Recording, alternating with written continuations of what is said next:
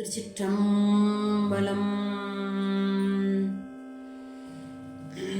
மார்கழி மாதத்தின் 28வது நாளான இன்று திருப்பள்ளி எழுச்சி 8வது பாடலும் அதற்கு பொருளும் சிந்திக்க இருக்கின்றோம். திருச்சிற்றம்பலம். முந்திய முதல் நடு இறுதியுமானாய்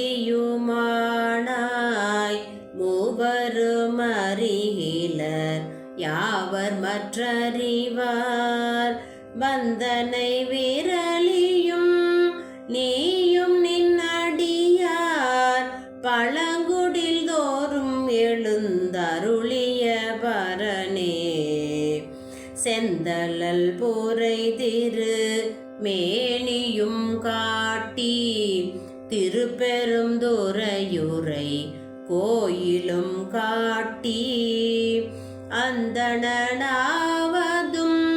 காட்டி வந்தாண்டாய் ஆரமுதே பள்ளி எழுந்தருளாயே.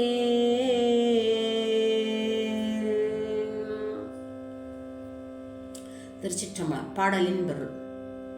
முந்திய முதல் நடு இறுதியுமானாய். தோற்றம், இருப்பு, இறுதி மூன்றாகவும் இருக்கக்கூடியவர் பெருமான் தான். அதான் முந்திய முதல் நடு இறுதியும் ஆனாய். மூவரும் அறிகிலர் யாவரும் மற்ற அறிவார். இந்த மூவருமே அறிகல சாமியை. யாரு? படைத்தல், காத்தல், அழித்தல் செய்யக்கூடிய மூவரும் அறியவில்லை. அதனாலதான் இன்னொரு பாடல்ல மூவராலும் அறியொன்னா முதலாய ஆனந்த மூர்த்தியான் அப்படிம்பார். இந்த படைத்தல், காத்தல், அழித்தல் செய்ய தொழிலை செய்யக்கூடியவங்களாலையும் அறிய முடியாதவர்.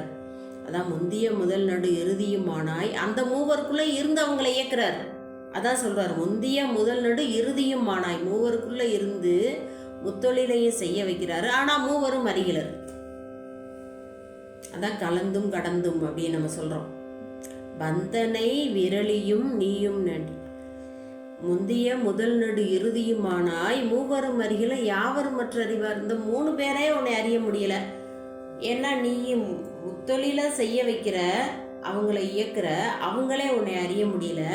வேற யாரால உன்னை அறிய முடியும்? யாவர் மற்ற அறிவார். வேற யாரால உன்னை அறிய முடியும்? பந்தனை விரலியும் நீயும் நின் அடியார். பந்து போன்ற அந்த விரல்களை உடைய, பந்தை உடைய அந்த உமையம்மை, நீயும் உமையம்மையும் நின் அடியார்களுடைய பழங்குடில் தோறும் எழுந்தருளிய பரனேங்கிறார். நீயும் அந்த அம்மையும் என்ன பண்றீங்க? அடியார்களுடைய பழங்குடில்கள்ல எழுந்தருளி. அந்த திருவம்பாவையில சொல்வார், இன்று நம் இல்லங்கள் தோறும் எழுந்தருளி அப்படிம்பார். பெருமானுடைய பெரும் கருணை. இல்லங்கள் தோறும் எழுந்தருளி செங்கமல பொற்பாதம் தந்தருளும் சேவகனை. அதுபோல இங்க சொல்றாரு, பழங்குடில் தோறும் எழுந்தருளிய பரனே செந்தழல் புரை திரு மேனியும் காட்டி. எப்படி இருக்காரு? அவருடைய மேனி எப்படி இருக்கு? செந்தழல், செம்மேனி அம்மான்.